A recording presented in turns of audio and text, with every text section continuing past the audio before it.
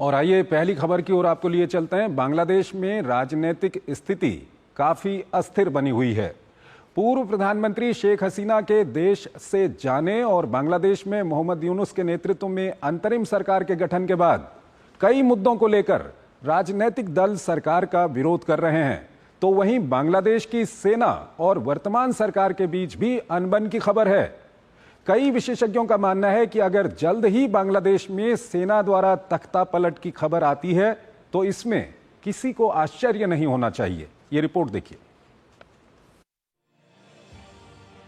मोहम्मद यूनुस के सत्ता पर काबिज होने के बाद से ही आंतरिक समस्याओं का शोला पूरे बांग्लादेश में बम बनकर फूट रहा है, जिससे कहीं न कहीं देश की विदेश नीति के पंख भी प्रभावित होते दिखाई दे रहे हैं।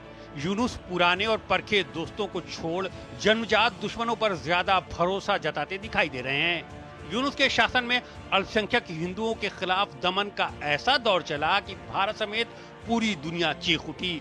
यूनुस की यही विवादित नीतियां बांग्लादेश सेना को भी चिंतित किए जा रही हैं। खबरें तो यहाँ तक हैं कि सत्ता और सेना के बीच दूरियां इतनी बढ़ गई हैं कि जानकार बांग्लादेश में किसी बड़े परिवर्तन की ओर इशारा करने लगे हैं।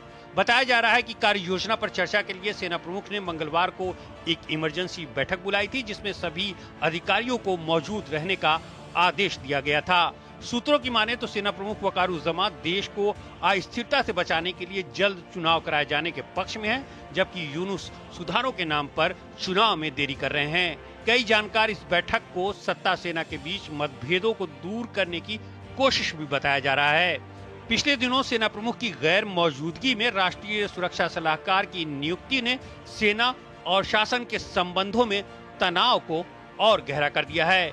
दरअसल यूनुस निर्वाचित नहीं है और उनके पास कोई लोकतांत्रिक जनादेश भी नहीं है। फिर भी उन्होंने बांग्लादेश की राजनीति में कई महत्वपूर्ण बदलाव किए हैं। उन्होंने बड़े पैमाने पर कैदियों की रिहाई के साथ साथ शेख हसीना की पार्टी बांग्लादेश अवामी लीग पर बैन लगाने जैसे बड़े कदम उठाए हैं। यूनुस और वकारुज्जमा के बीच टकराव का एक कारण उनके विपरीत झुकाव को भी माना जा रहा है। वकारुज्जमा को आमतौर पर भारत का समर्थक माना जाता है। वो भारत समेत दूसरे मित्र देशों के साथ अच्छे संबंध के पैरोकार हैं। वहीं यूनुस पूरी तरह से चीनी खेमे पर निर्भर रहना चाहते हैं। अपनी चीन यात्रा के दौरान यूनुस ने भारत विरोधी बयान देकर दोनों देशों के बीच तनाव को और हवा दे दी थी। इसके साथ ही यूनुस के सत्ता संभालने के बाद बांग्लादेश में पाकिस्तान की एंट्री भी संभव हो पाई। दोनों देशों के बीच कई तरह के समझौते भी हुए हैं। इससे पहले भी कई बार सत्ता और सेना के बीच मतभेद खुलकर सामने आ चुके हैं। चुनाव को लेकर बढ़ते मतभेद के बीच नवगठित छात्रों की पार्टी एनसीपी ने चुनाव आयोग के बाहर विरोध प्रदर्शन किया।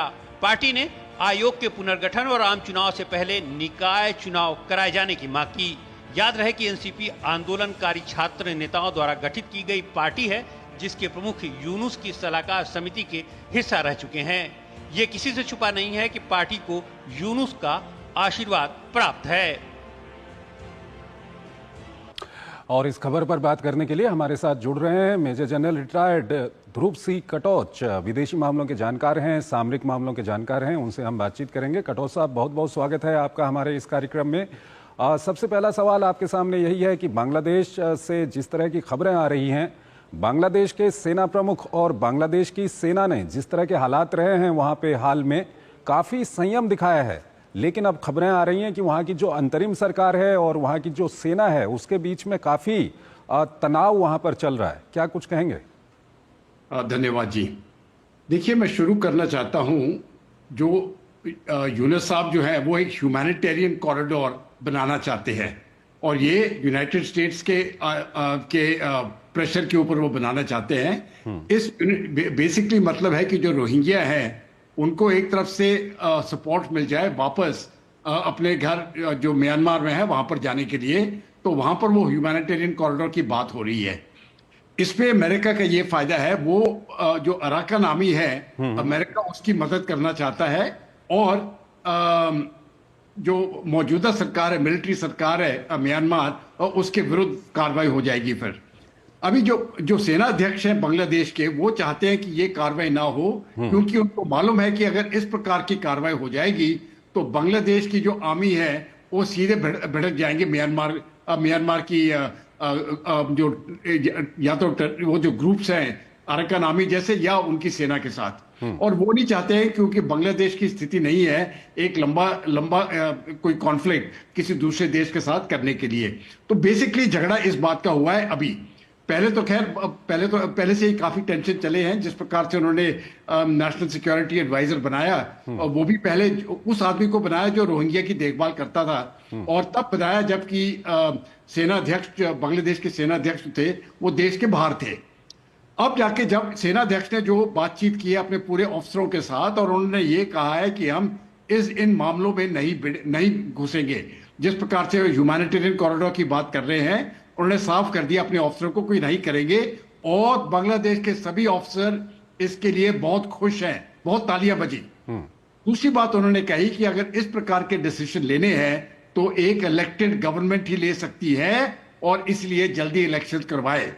अभी सेना ने पहली बार अपना जो हाथ है वो दिखाया है कि हम इस तरफ जाएंगे, और सेना की मदद के बगैर यूनुस आगे नहीं बढ़ सकता है। सेना के साथ प्रेसिडेंट भी है, तो मुझे लगता है कि अभी ये पॉलिटिकल सिचुएशन जो है इसमें बहुत गर्मी पकड़ रही है इस समय पर, और आगे देखेंगे कि क्या होता है। लेकिन इस समय पर बहुत अच्छे विषय पर आए हैं, क्योंकि बांग्लादेश की आर्मी ने अपना रवैया साफ कर दिया है कि वो किसी देश के साथ इस प्रकार के फॉरेन पॉलिसी मामले में बिल्कुल घुसना नहीं चाहते हैं। सर, जो स्थिति वहां पर बनी हुई है, मोहम्मद यूनुस अभी तक ये भी साफ नहीं कर पाए हैं कि कब चुनाव होंगे, और हाल ही में उन्होंने आवामी लीग को भी वहां पर बैन कर दिया है। तो काफी एक तरह का रोष है वहां पर लोगों में, और साथ ही साथ जो दूसरे दल हैं जिसमें खालिदा जिया की पार्टी की बात करें या नए एक छात्रों की पार्टी वहां पर बनी है, वो भी कहीं ना कहीं दबाव डाल रहे हैं चुनाव के लिए। लेकिन इस सब के बीच सवाल ये उठता है कि मोहम्मद यूनुस का अगर यही रवैया रहा तो कई लोग ये शक जता रहे हैं कि वहां पर तख्तापलट कर सकती है बांग्लादेश की सेना। ये कितना संभव है? इस समय पर यह हालत को देखते हुए मुझे लगता है ये बिल्कुल संभव है, क्योंकि यूनुस जो है वो एक तो इलेक्टेड गवर्नमेंट नहीं है, और दूसरी बार जो जमात है वो जमात को एक तरफ से फ्री हैंड दिया है उसने, और उसकी कैबिनेट में ज्यादा करके जो लोग हैं वो जमात के साथ इन्फ्लुएंस्ड है या अमेरिका के साथ इन्फ्लुएंस्ड है। तो बांग्लादेश के इंटरेस्ट जिस प्रकार से वो लोग चाहते हैं वो नहीं हो रहे हैं। इसके साथ ही जो बांग्लादेश की अंदरूनी हालत है, अभी अवामी लीग को बैन कर दिया गया है, कीमतें वहां पर महंगाई ज्यादा बढ़ रही है, ट्रेड के मामले में जो भारत के साथ उन्होंने प्रॉब्लम किए हैं, नुकसान ज्यादा करके बांग्लादेश को उठाना पड़ रहा है। दुनिया की हालत जिस प्रकार से प्रेसिडेंट ट्रंप ने टैरिफ लगाए हैं उसका भी असर बांग्लादेश के ऊपर जा रहा है, क्योंकि उनका ज्यादा करके एक्सपोर्ट क्लोथिंग आइटम्स का है। तो सभी चीजों को देखते हुए बगैर एक स्थिर और समझदार सरकार ये बांग्लादेश की तकलीफें बढ़ती जाएंगी। इसलिए मुझे लगता है कि या तो अगर ये सुधरता नहीं है, यूनुस साहब अगर सुधरते नहीं है, तो मुझे लगता है ये तख्ता पलट हो जाएगी, सेना पावर ले लेगी और एकदम इलेक्शन अनाउंस होंगे। और जब ये इलेक्शन अनाउंस होंगे तो दोनों पार्टियों को बिल्कुल फ्रीडम होगा इलेक्शन में साथ लेने का। एक तो अवामी लीग जो शेख हसीना की पार्टी है, और दूसरा पीएनपी जो दूसरी उसकी पहले ऑपोजिशन पार्टी रही है बेगम जिया की। तो ये दोनों पार्टियां, और उसके बाद ठीक है वो छात्र भी आ सकते हैं, कोई भी और भी आ सकता है, लेकिन मुझे लगता है कि एक बार ये पॉलिटिकल प्रोसेस होना बहुत जरूरी है। और जब सेना अध्यक्ष ने पूरा अपना जोर इसके पीछे लगा दिया है, तो मुझे लगता है अभी प्रेसिडेंट यूनुस को या तो ये कराना पड़ेगा या तो उसको हटना पड़ेगा। सर, आपके पास इसका अच्छा अनुभव है, इसलिए एक सवाल ये भी जानना चाहेंगे कि बांग्लादेश की जो आर्मी का स्ट्रक्चर है उसको लेकर के आप क्या कुछ कहेंगे? क्या पूरी की पूरी जो सेना है वो आर्मी चीफ के पीछे खड़ी हो जाएगी वहां पर?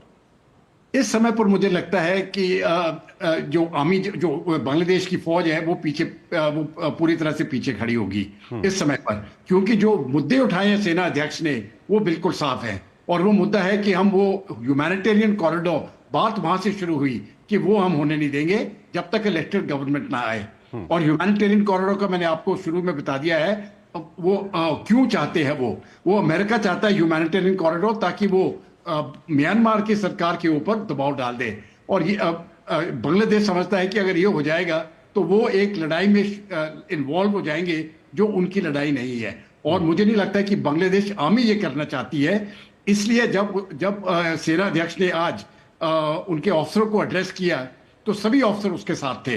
तो मुझे लगता है कि एक तरफ से ये सहमति हो गई है और जो चीफ है बांग्लादेश आर्मी के, वो इस प्रकार का कदम नहीं लेते अगर उसके पास वो सपोर्ट जिस तरह वो सपोर्ट सोच रहे हैं वो सपोर्ट नहीं होता है।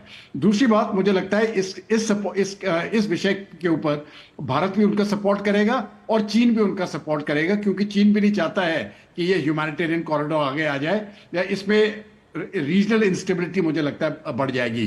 तो अगर रीजनल सिचुएशन देखें तो मुझे नहीं लगता है कि ये चीन वाली बात आपने काफी महत्वपूर्ण बताई। तो यहाँ पर एक सवाल ही आता है, अमूमन ये कहा जाता है कि जो मोहम्मद यूनुस हैं वो थोड़ा सा चीन और पाकिस्तान की ओर उनका झुकाव है, और जो आर्मी चीफ वहाँ पर हैं उनका भारत की ओर झुकाव है। तो क्या कुछ कहेंगे इस पर? देखिए, जहां तक सबसे पहले मैं चीन की बात लेता हूं। जहां तक चीन की बात है, जब शेख हसीना की भी सरकार थी, वो दोनों वो रिलेशनशिप को बैलेंस करना चाहती थी, भारत के साथ, चीन के साथ और अमेरिका के साथ। इसलिए शेख हसीना ने अमेरिका को भी अंदर नहीं आने दिया, क्योंकि अमेरिका जोर लगा रहा था कि सेंट मार्टिन आइलैंड उनको चाहिए। तो उस दबाव से वो दबाव उसने जो भी अमेरिका ने किया वो मानी नहीं। तो जो जियोपॉलिटिकल इंटरेस्ट है, मुझे लगता है इस समय पर, क्योंकि भारत भी नहीं चाहता कि कोई एक्सटर्नल पावर यहां पर आए, तो हमारे भी इंटरेस्ट है कि चीन और अमेरिका दोनों इस इलाके से बाहर रहे। जहां तक रहे पाकिस्तान की बात, ये बात बिल्कुल सही है कि पाकिस्तान जो वहां पर कई सालों से बाहर रहा है, एकदम अभी अंदर आ गया है, और ये भारत की सिक्योरिटी के लिए बहुत मुश्किल पैदा कर सकता है। जिस प्रकार से टेररिस्ट एक्टिविटी पाकिस्तान ने, एक तो मिसाल है जो पहलगांव के जो मर्डर किया उन्होंने, उसी प्रकार के अगर इनकाउंटर इस तरफ भी हो जाए तो फिर हमारी मुश्किलें और बढ़ जाती है। तो भारत भी नहीं चाहता है कि पाकिस्तान और बांग्लादेश का उस प्रकार से नेक्सस हो जाए, क्योंकि ये नेक्सस एक ही चीज पर होगा, वो टेररिज्म पर ही होगा। दोनों टेररिस्ट एक्टिविटी वहां पर कराएंगे। इकोनॉमिक डेवलपमेंट तो ना तो पाकिस्तान के पास पैसा है, ना तो बांग्लादेश के पास है। तो इसके अलावा मुझे नहीं लगता कि कोई कुछ कर सकते हैं। वो सिर्फ एक फ्रंट भारत के विरुद्ध बनाना चाहते थे। ये अल्टीमेटली नुकसान सिर्फ बांग्लादेश को ही होगा, और मुझे लगता है बांग्लादेश की जो सेना है उसको मालूम है उसका नुकसान होगा, और उनकी पब्लिक को भी मालूम है उनका नुकसान होगा। तो ये सब चीजें देखते हुए मुझे लगता है कि जहां तक पाकिस्तान है, ज्यादा करके बांग्लादेशी खुश नहीं है जिस प्रकार से पाकिस्तान अंदर आया है, क्योंकि 1971 को वैसे लोग भूले नहीं है। जिस प्रकार से लाखों की तादाद में बलात्कार हुए और लोग मारे गए, वो पाकिस्तान आर्मी ने किया है। तो ये नहीं है कि वह एकदम जाके, क्योंकि दोनों देश मुस्लिम कंट्रीज है और एक गले मिल जाएंगे, वो होने वाला नहीं है। मुझे लगता है कि इस समय पर जो सेनाध्यक्ष है उनको सपोर्ट है, लेकिन अगर वो तख्ता पलट करते हैं तो मैं सिर्फ इसको एक क्वालिफाई करना चाहता हूं, उनको बहुत ही जल्दी इलेक्शन अनाउंस करने की आवश्यकता है, और वो ये बोलने की जरूरत है कि अभी हम तख्ता लिया है, हम इलेक्शन करवाएंगे, फ्री एंड फेयर इलेक्शन होंगे, और ये इलेक्शन दिसंबर को होंगे। अगर वो करा दे तो मुझे नहीं लगता है कि कोई प्रॉब्लम होगी। ना तो एक्सटर्नल पावर से भारत इसको सपोर्ट करेगा, और जो पॉलिटिकल पार्टीज है, बीएनपी और अवामी लीग, दोनों पॉलिटिकल पार्टीज इसको सपोर्ट करेंगी। जो छात्र हैं वो भी इसको सपोर्ट करेंगे। ठीक है सर, आप हमारे साथ बने रहिए। एक और